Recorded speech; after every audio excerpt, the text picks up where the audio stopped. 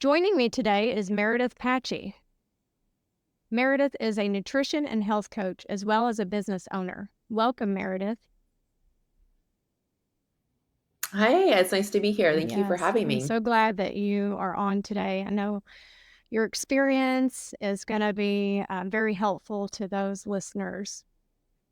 Do you mind sharing a little bit about your journey into being a coach? Yeah, so I am a nutrition and health coach, and I'm the co-founder of Fortify Health. My degree or my original career was in dental hygiene. And from that, I decided that it was time to kind of expand. I realized that I wanted to help my clients, my patients, a lot more. And through counseling them on their full medical history, going over nutrition, I realized that I could have a bigger impact elsewhere. And a lot of that came from the hormonal health journey that I went through. So just kind of get a little bit with that. Um, what really kind of steered me down this kind of functional health pathway was my experience with ovarian torsions. So I started to have ovarian torsions in my, let's say, late 20s. And that's, for those who don't know, when your ovary, essentially the ligaments, everything just kind of twists around itself. Now we can have partial torsions, we can have full torsions. Most often they typically resolve. However, if they don't, then a surgical intervention is required. Well, they'll need to go in and essentially unwind things. And for myself, that was happening more and more. And I kind of describe it to people as if you had a straw and you twisted it and then you untwisted it, man, that straw just is not the original thing anymore. And so, is that what really happened? No one really knows. Are we sure of why exactly I was having the torsions? We weren't. I did have dermoid cysts, so I did have some dermoids on them, but it actually wasn't the ovary that was twisting with the largest one. So even to think that it was these cysts that were growing, was it them, the weight of them that caused it? It really, we just couldn't tell. So anyway, these were happening to me near the end, almost monthly. I was being hospitalized. And once I'd had a double torsion on one of my sides, we had to have that ovary removed. And then about a year to date, unfortunately, my final remaining ovary went into a triple torsion. And so at that point, after battling that for many years, and it became a quality of life thing, because when you're spending more time recovering from surgeries than anything, I mean, that's affecting you. And I was learning so much about the body, so much about how it's not just about the ovaries, how it's going to be affecting, your thyroid, your, like, just everything's intertwined. And I realized after the triple torsion, through a discussion with my provider, that I needed to be put into a surgical induced menopause. And this was in my late 30s. And that's definitely not something what I expected coming in my late 30s. So, knowing that that was coming, I dove headfirst into a lot more research on what I would need, and that kind of really just kind of opened up my eyes to all the support that I really could provide females with regards to their hormonal health, and even my male clients. And so I ended up being put into a surgical induced menopause, and that was about 3 years ago, 3 or 4 years ago now, if I'm not mistaken. And it has been a learning journey ever since. And shortly after that is when I decided to bet on myself and go into coaching full time. And here we are several years later. Awesome. Gosh, that sounds extremely painful. Yeah, I always kind of describe it as if you had like a serrated machete and somebody stabbed you with a serrated machete and just kind of like slowly twisted and untwisted and then twisted a little bit more and then untwisted. And if you can have that done for about 10 to 12 hours, that's kind of what a torsion would feel Gosh, like. yeah, that sounds awful. Not great. It was not enjoyable, but I was very grateful for the medical team that I had, unfortunately, I can say that I was such a repeat customer at the hospital that the nursing staff there knew me by name, and that's when, like, that's not what you want in life. And they already automatically knew who my provider was, who to contact. It made diagnosing very easy because to diagnose a torsion is actually pretty tough.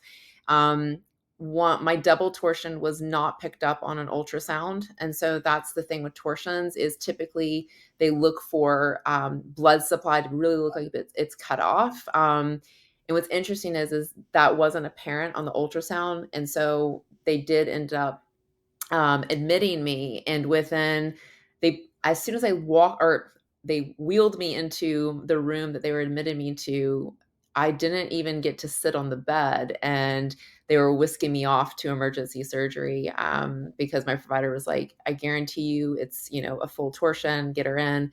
And sure enough, once they opened me up, my ovary was in a double torsion, and it just didn't show up. Oh So my yeah, it gosh, was yeah, wild. I cannot imagine. So, were you experiencing symptoms or did this just happen abruptly? No, so it started off as, I would just say, sharp pains, and then the sharp pains got so bad that, like, I would be walking my dog, and it would literally feel like I'm walking just fine, and all of a sudden, somebody would just as if they would just stab me where kind of, like, around my ovary was, and it would be to the point that it would just I would drop to my knees, and I would have to just wait, and just wait for it to resolve. And when that started happening, we just weren't sure. And unfortunately, with torsions, unless you're actually in a torsion, all they can see is like fluid or, maybe a cyst burst. They really couldn't tell. But yeah, so it just kind of started getting worse and worse. And then when I was in the hospital, and any type of morphine, anything they gave me for about 10 to 12 hours was not even, it was making me feel drunk, but it was not actually taking the pain away. That's when they said, the best scenario here is that we put you in surgery. Gosh. Oh, And they did. yeah, that sounds absolutely horrific. Being drunk and then Yeah. still being in pain. I can't imagine. Yeah, exactly. I'm like, I am loopy as a kite, but there is nothing happening as far as helping with the My pain. goodness. Oh, wow. So that's kind of what brought you to helping people and coaching, especially more of the female, um, yeah, female. Absolutely. Absolutely. It really I went down so many rabbit holes with regards to hormone health. And then, well, I'm not sure if like your listeners know or not, but that's where when you start going down these rabbit holes, you realize that it's not just about sex hormones. This is where we, talk about digestive health, thyroid health, like brain, like everything is connected. And so that really sent me down that, functional health rabbit hole. And ultimately, I was able to serve my clients even better because I feel like I could support them and educate them on, being supported when they would see their providers of, hey, ask these questions or ask for this, or, make sure you tell your provider X, Y, and Z. So your provider has all the information to make an educated decision. I don't want you going to an appointment and, your provider just be like, oh, get some extra sleep when we have as a coach, I'm looking at you every single week and you're getting 8 to 10 hours of sleep every night. I know that your nutrition is on point. So we're handling all the free things. Like we are checking those boxes. There's something else going on here. And we just need to dig in a little bit further. And not that we will find necessarily the needle in the haystack, but we can start putting some pieces of straw together to Yeah, build a haystack. absolutely. I mean, it's important to have someone to advocate for you and for your health, someone to look at things, even if it is labs, and to be able to help walk you through that. Um, yeah, I mean, Yeah. I've followed is what I call Meredith. Oh, Yeah. I was like, I don't know. Rebecca does not, I've never heard her say Meredith, but and it's I can okay. say I have a friend that lives in Canada because Meredith is actually in Canada, so that's pretty cool. How's the weather there? We are having a very balmy winter right now. It was -5 today. So, but as people know who live up north, and you've heard me say, like it gets down to like -20. Like out west, they were at like -69 Fahrenheit. Like that's just dumb. Like, antifreeze only goes to -40. So at -5, we are balmy. Like I didn't even wear a scarf today. I was like, oh, is it almost spring? Oh, I was crying over here. It was like 40, so I can't imagine. Well, I know there's no excuses for you because you still get out and walk when it's cold and when there's, Yep. many feet of snow, you're still out. So no excuse. Get your steps in. Get your steps. Yeah, that's a hard thing is whenever I hear a client is like, "I can't get my steps in, it's really cold here," and I'm like, "Really? Okay, well, let's talk about this." But to be fair, like, I might be used to, one level of cold, but I never want to dismiss somebody else's what they're used to. Like if it's -30, like that, or if it's 30 degrees, like that's cold. Like let's be real, that is cold. And if it's, a tornado season, safety first, kids. Let's figure out some Yeah, other yeah. things. You had a bad storm last year from a tornado. Yeah. We did. It was something I had never really heard of. It was called a derecho or whatever that is. I was like, okay, new things. But it was wild. I actually left my house to go on a quick walk, and I didn't even get to close my door. It came so fast, and it just literally pulled like trees, like huge trees up by the roots. It was crazy. And we were without power and hot water for 2 weeks. So again, it's like, what do you do during that times? And I think that going through all these life experiences does help me coach my clients better because during that time, like we had to find ice where everybody else was trying to find ice and they were running out of ice. We had to navigate, getting power so I could still do my job. And I can truthfully say my work was not impacted and my work is completely online. And that was just saying, okay, well, I need to get up at X time so I can drive however many miles to find, it's like the Hunger Games to try to find power and a jack, right? Um, but you just kind of just get thrifty and you figure it out. Well, I've followed Meredith for a long time and worked with her as a client for several years. She's very patient, knowledgeable, and results driven. So, I'd like to dive in a little bit more about the female hormones and how you've been able to help some of your clients. Yeah. Um, So I think with regards to any client, it's about individuality and it's about seeing one getting a really good client history. What has their history been? Have they had horrible coaching experiences? Are they very fear based? And where is that coming from? And working to give them some confidence. Look at any symptoms that they are having. So, are they having digestive issues? Are they having mood issues with regards to not having a lot of energy, brain fog? Have they had a sex drive in 10 years? Like, do they know what it's like to have a sex drive? Which has a whole big discussion on that.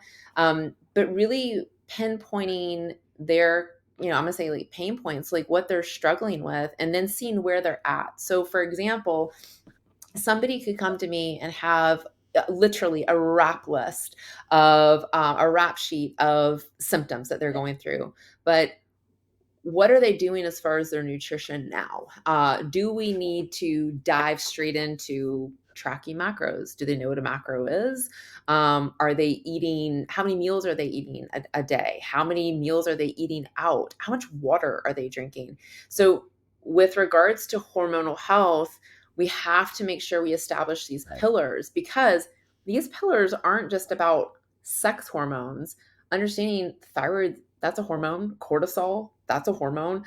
Insulin, like all of these are hormones, and vitamin D, hormones. We need magnesium. Well, when we start talking about stress response. So I think that finding where a client's at and making sure that we can establish a runway of foundations that we can start ticking off some essential boxes that are going to have massive carryover.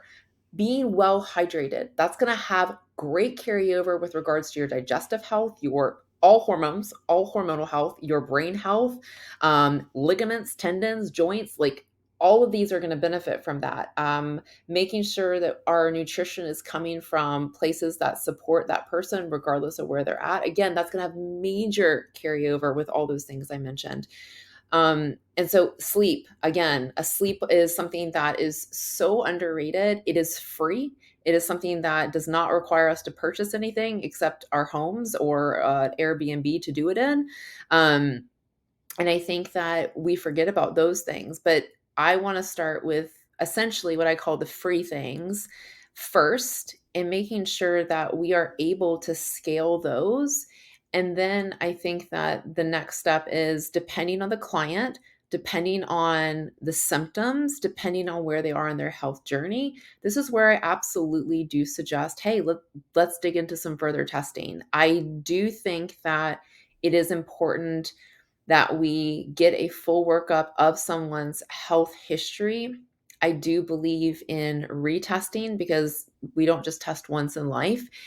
Depending on the client, depending on what is going on, really depends on the frequency of said testing. And then what did the initial testing tells us? I rarely start off with testing. It really depends on the client and the client's history, what they've done, where they're coming from. Um, I like to get some groundwork and done first and then make a plan and start to see consistency, especially for females. Because when it comes to blood work with females, we don't want to just go on a random Wednesday at 4 p.m., right? Because hormones have patterns, and this goes into our thyroid as well as our adrenal glands, as well as our ovaries. They run on patterns. And so getting lab work done on a random Wednesday is going to negate perhaps when we're wanting to evaluate the thyroid in an opportunistic time. It's not going to be advantageous for looking at cortisol, so that's stress response, looking at blood sugar, depending on what the person's eating, insulin later in the day. We're going to really be seeing some mixed messages there. And especially too for females, if a female is premenopausal, so perimenopause or prior, so teens, 20s, 30s, it gets a little dodgy in your 40s and dodgy in your 50s. Long as you are not postmenopausal, we're going to want to attempt to time your blood work in an opportunistic time of your cycle. Every female is going to have a different cycle. A cycle is not your bleeding days, that is part of your cycle. It's actually the start of your cycle. I always used to think, when I was a teenager, I thought that when I started menstruating, that was the finale. I mean, you're just like, yes, Jesus, we hit it. We're there. It's not. It's actually the pre-party. We're actually partying and we're starting the party as soon as you menstruate. It doesn't feel like a party, but it is. Your body is like, girl, we're getting going. So that's like your day one. Um, but we want to time blood work in that, hopefully in a luteal phase for a female, which is the second half of a female cycle. So we have essentially two phases. We can get into much more nuances. There's actually more than that if we're talking about the uterus.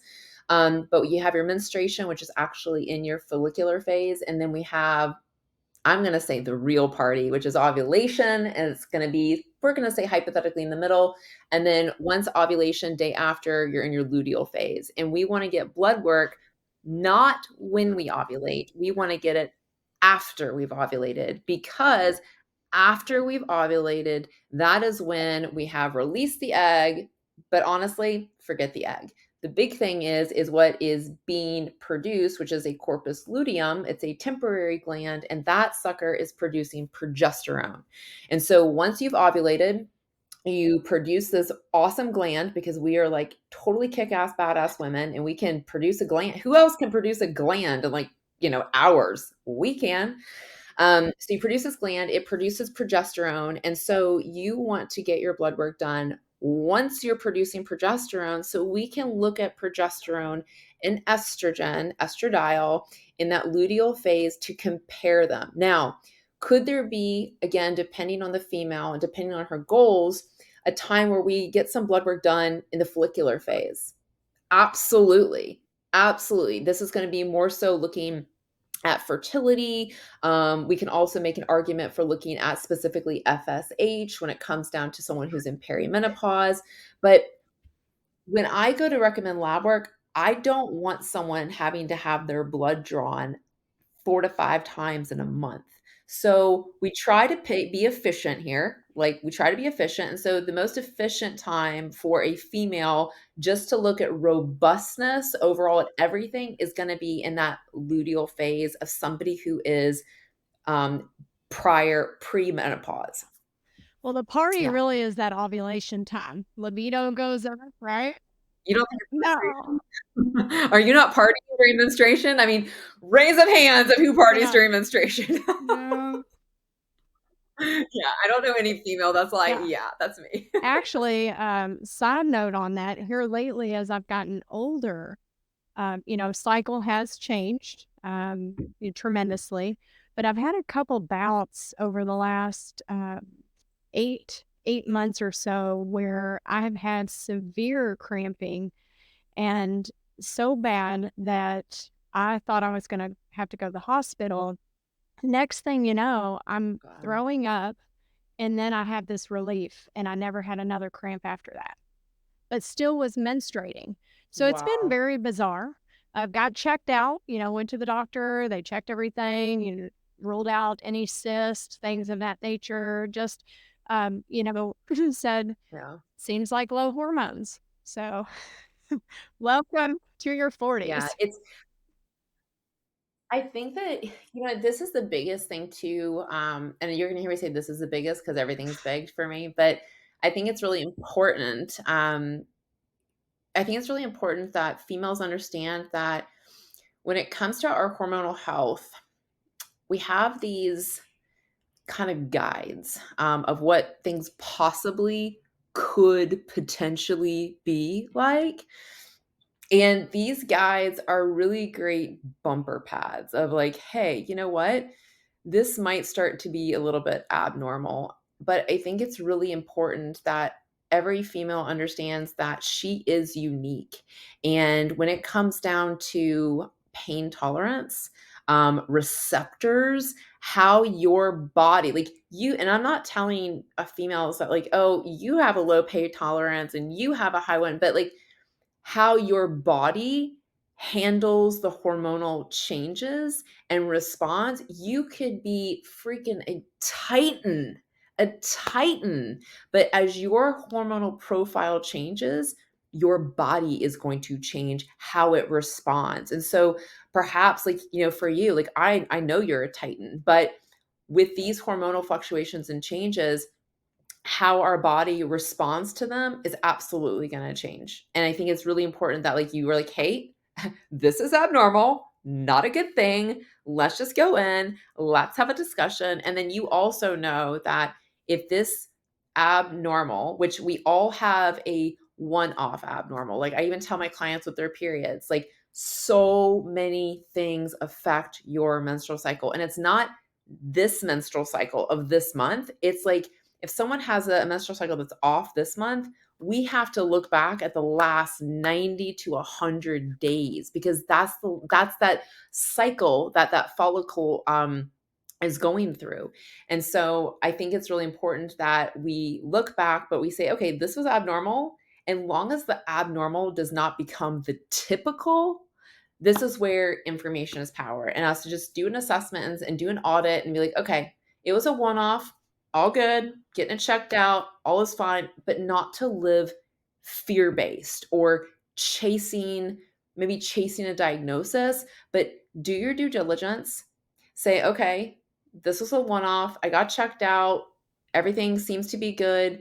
But when that abnormal becomes typical, that's when you need to say, okay, hey guys, we need to dig in deeper. This is not normal and really advocate for yourself. And I think doing our due diligence allows us to do You that. were so supportive. I mean, when we were working together and the things that I was experiencing, you taught me so much at that point, and I'm sure there's many people that you work with that are in similar similar ways. I was under eating, overtraining, doing all the things, very type A, trying to keep all the balls in the air. And, you said, hey, we need to relax. Like, we've got to bring you down. We've got to feed you up. And there's so many females, I mean, friends of mine of all ages that are severely under eating, and especially when it comes to protein. There's still this fear around protein. I'm not saying you eat massive amounts of protein well above, your body weight, but are you lifting weights in the gym? Are you doing the things where you might need a little bit more than maybe someone else? And everybody is unique and different. But the amount of women under eating, it amazes me. Um, yeah. Um, Yeah. It's true. You're right. And I think that this is where, you know, we manage what we measure, and not saying that everybody needs to track macros, but we need to measure and be accountable to something. And it's silly, but we're nothing more than just grown children. Let's be real. And we were kids. We didn't have to worry about it because everything was provided for us. Breakfast was provided, lunch was provided, dinner was provided. It was either provided by our family or a school or a daycare or an auntie or like we were provided for. And maybe a lot of people unfortunately are not, but as adults, we also have to realize, well, shit, we are the providers. We are the only ones responsible for our health. It really is up to our choice. And most people definitely, I'm assuming, do not want to do harm to themselves and are not making choices to do harm. But if we have no concept of what we are eating, we can't really change it. Just simply saying I need to eat less or I need to eat more, if we don't have the concept of what we're doing now, what is less and what is more and where is it coming from? Even carbohydrates, every food, every macronutrient, whether it's protein, carbs, or fats, has been demonized like crazy. That was one of the things when I was working as a hygienist that would just get so frustrated with if I've ever heard a provider giving nutrition advice to a client and telling them to remove sodium. Like, I'm like, that is absolutely the dumbest thing I've ever heard in my life. Sorry, I won't go on that tangent. But anyway, everything with regard to even like protein, carbs, and fats have been demonized at some level. And I think it's really important that we don't fear these, but we understand that everybody's body does need a little bit of a different amount, but we also need to understand that our bodies do change. And for example, our protein needs do go up as we age. But also looking at where are we getting our protein from. I was having a conversation with a client. We were looking at lab work, and her provider was concerned because she's a female. She apparently needed an iron supplement, which is absolutely ridiculous. If somebody needs to be supported with iron, surely, but not just because she's a female. That's just silly. But I had a discussion with her about iron, and I was like, okay, so this is where we need to do our due diligence. And number one, look at where is your iron in your diet coming from? And is it coming from plant sources versus animal sources, knowing that animal sources are going to be easier for our body to utilize? And then where is our digestive health at? So if our digestive health is in a poor state and we have dysbiosis, then our body is going to hoard iron because iron feeds these things. Iron can feed certain bacteria. And our body is like really smart. Sometimes it's too smart. And it's like a pain in the ass because we're like, dude, just like help us out here a little bit. You're protecting me a little too much. And I like to be risky. But this is where we have to do a little bit more asking questions. And we wouldn't know those things if we weren't measuring as far as keeping track of what she's eating. And she's like, holy shit, Mary, you're right. Like, I am eating, a lot of yogurt when we had a whole like calcium and iron thing. And again, yogurt is not bad, but if that is where her predominant protein source is coming from, well, damn, that could be a little bit of an issue. So I think for anybody out there, I think one, looking at what you're actually eating, starting to try to measure it in some way, even if that's like a palm, fist, thumb. But I'd love for people to scale that. I do believe in tracking macros. I think it's quite educational. It does not need to be restrictive at all. In fact, that's the beauty of it, because once you've learned it, you practice it, like you get darn good, and you're like, you can just eyeball something and be like, and it's almost like a game at that point where you're just like, should I see how good I am? And then you put it on the scale and you're like, damn, I am that good, you know? And so I think that it is important to look at people's nutrition. And that's why when it comes to looking at, like, the lab work, like we were talking about, going back to what people are eating and consistently, that is going to fill in the blanks where there is micronutrient deficiencies that we might be seeing. If we're having micronutrient deficiencies, that's going to be affecting our Yeah. hormonal health. And, with macros, you do want to look at the quality of your food. So it's not just if it fits in my macros too. An Oreo is not going to be the same as a steak. It's not. I know it sucks, guys. It's just what it is. An Oreo, not saying you can't have an Oreo, but you can't swap it for a steak. It just No. does not work the And same. it's amazing. Not even in the No. body. No, doesn't break down the same. No. Blood sugar would be affected differently with that Oreo. Yeah. Yeah, if only we could build muscle on Oreos. Yes. That would be a whole thing. It's amazing when I started tracking how much I was under eating. And, with working with Mare, we were able to feed me up, 600 calories from where we started. And the funny thing about all of it is that, this may be just me because everybody is unique, but my body loves food. It absorbed the food, it loved the fuel. I felt better. The scale, oddly, not that I'm tracking scale, but that can be a measure, went down. So I'm one who likes food, and when I drop my calories, my body tends to hold. And for me, I'm eating more intuitively, but there's days where I'm like, oh gosh, I don't think I ate enough today. And so I may cram a Mhm. little bit more towards the end of my dinner, might be a bit larger, just to make sure that I am keeping my calories up because I don't want to drop them. That is the worst thing, Yep. for the metabolism and, keeping your energy levels and everything going. So, ladies, don't be scared to eat. And don't be scared to eat the No. protein either. So, Yeah, yes, yes. exactly. However, quality does matter, and that's something I've been reading a lot about, and, I've switched my eggs. Chicken, I'm very, particular about now. Meat, I'm going more for, um, not the farm raised, especially the fish, some of the things, yeah. Oh, yeah. I think you might gross out your listeners if you really go into, like, the fish stuff. I yeah. Yeah, you might, like, cause people to, like, stop eating animal-based protein. Yeah, I watched a documentary recently. Yeah. Don't do that. Yeah, Eat your yeah. animal-based So I protein. went to the market and I found things that fit, and I'm like, "Okay, this is good." Oh, that's great. Like the farmer's Yes. market? Yeah.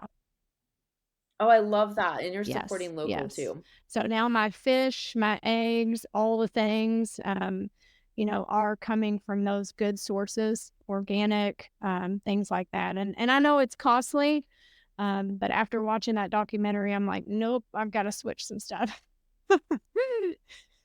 Yeah. Absolutely awesome, and I think that, hopefully we've given your listeners a lot to think about. I think that it is more, doesn't have to be complex, but I do think that our health is more in depth than it is, quite an investment, but it doesn't have to be hard, and I think that, pick your hard, right? Isn't that the statement that everyone says, is pick your hard? And I think it really comes down to that is, a lot of people, like for myself, I really wasn't invested into like hormonal health. I didn't really get how it was important because frankly, like I just thought my menstruation was inconvenient at best. Like I didn't realize that, for all those years, like I didn't even have a period for like years. I was fine with it. It was great. I didn't realize that when I was a teenager and even in my 20s, like, number one, how that really could be affecting me later in life. I didn't care. I'll be honest, I didn't care. I cared when it mattered. And for me, the scariest thing would be is somebody not care later in life when it mattered. Because for females, especially when it comes to our hormonal health, nobody told me that having a period meant that I was producing hormones that were protecting my bones, protecting my brain. If you had told me that, hey, Mare, having a period every month could potentially mean that you are protecting your body from having Alzheimer's and dementia when you're in your 60s and 70s. It could potentially be helping you prevent cardiovascular disease, which is like a number one killer of women. It could be potentially protecting your body from cancers. That probably would have stopped me in my tracks. And I would have been like, because I would have related it to my grandparents. I would have, been like, oh, because my grandparents did have dementia and Alzheimer's. And so if you had said, hey, Mare, do you see your grandparents now? There's some things that we could do today that wouldn't take a lot out of your day to day, but some things that you could do now that could maybe just tip the scale in a positive direction for your future. I think that probably would have hit home for me. Now, granted, when I was a 17-year-old girl, like, probably not the same hitting home for me as it would have in my 20s. Let's be real. And this is why you have to be thoughtful to those conversations. Like, what is the big concern to a female, like when she's 17 or 20? You're talking to her about Alzheimer's. It's likely not going to affect her much unless it has affected her in her life. And I think that for me, my mission is to support women as early as possible. Like, I have clients who are 17, which is awesome. I'm like, do you need to talk to one of my clients that's like, 65? Because we can do that intervention. But I think it's important to discuss health and for people to understand that we have so much within our power now that is it a guarantee you will never have these things? Absolutely not. Nobody can say that yet. But is it saying that we could be at least trying, like trying to prevent something instead of running towards it on fire with a sign on us that says, please make this happen? We can still do the best of jobs. And you know what? Life is just going to deal us some cards. Let's be real. We all know people that, man, they do all the right things and just whatever it is, genetics, something just turned the clock in the wrong direction has just happened. We know those people. But I look at them as inspiration to say, hey, you know what? Things happen that are outside of my control. By God, I'm going to do the best job I can at controlling what is inside my control. And I think that that's the biggest message I have is regardless of where you're at, start. I don't care if you are not ready or you do not have the financial means to get lab work done. If you can't do a dried urine test called a Dutch, if you can't do a GI map, if you can't do whatever it is, a hair mineral tissue analysis, if you can't do all those things, can you drink your damn water? Can you take a 20-minute walk to get oxygen?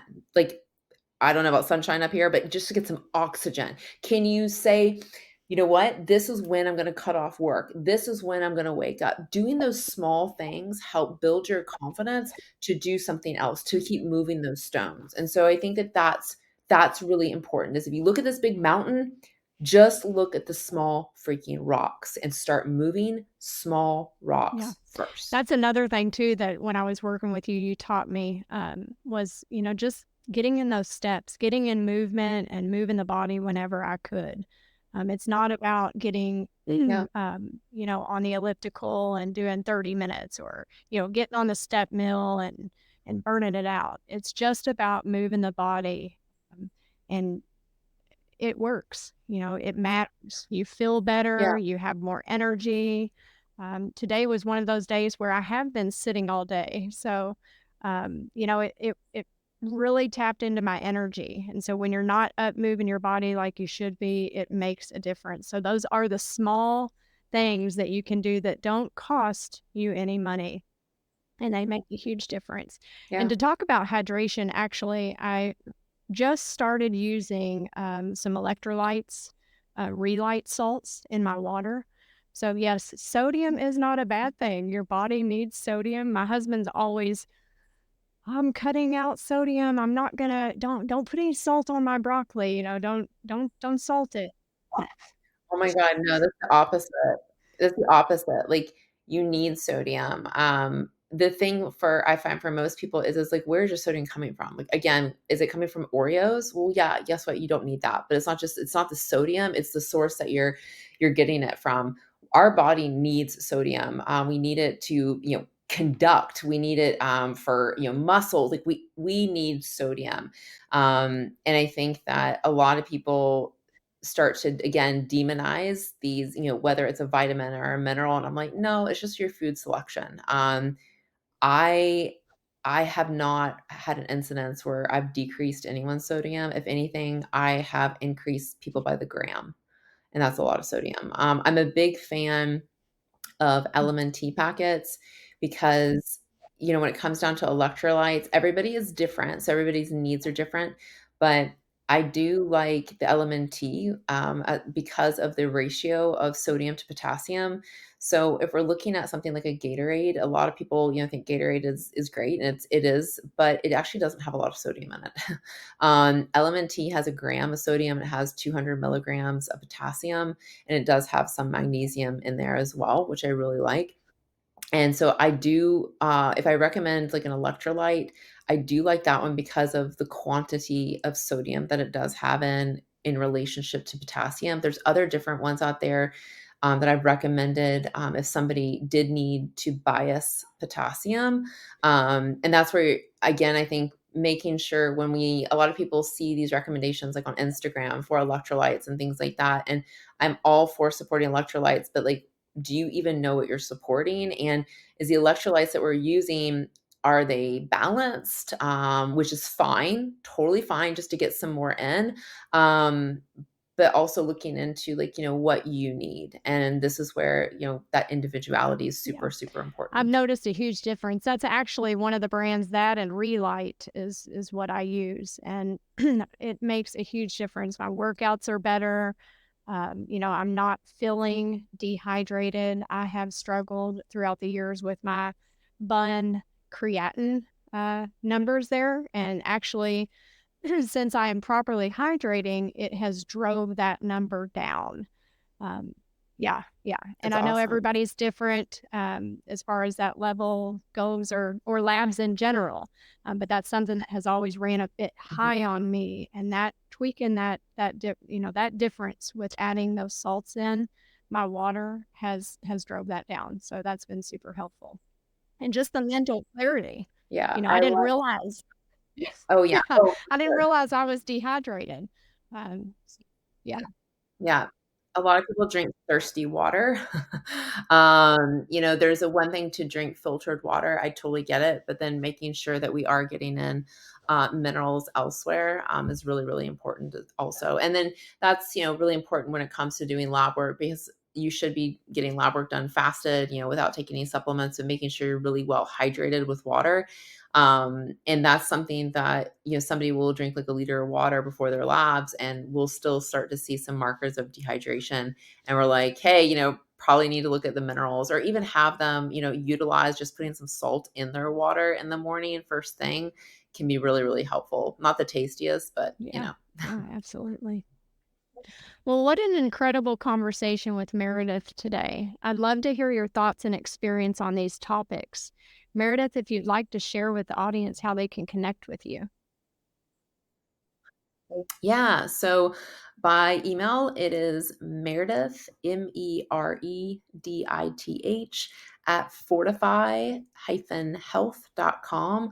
I don't know if we can link those, but that would be something for email. And then on Facebook, I believe it's Meredith Paci, which that is a mouthful. But then on Instagram, it's Mer Paci. And our website is www.fortify menstrual-health.com. Awesome. I will include how to connect with Meredith in the show notes, and don't forget to subscribe to this podcast for more insightful discussions. Thank you so much, Meredith, for joining. Yeah, it was my pleasure. And please don't hesitate if anybody has any questions, or I'd love to come back too. We can do a Yeah, Q&A. awesome. Absolutely. Thank you so much, Meredith.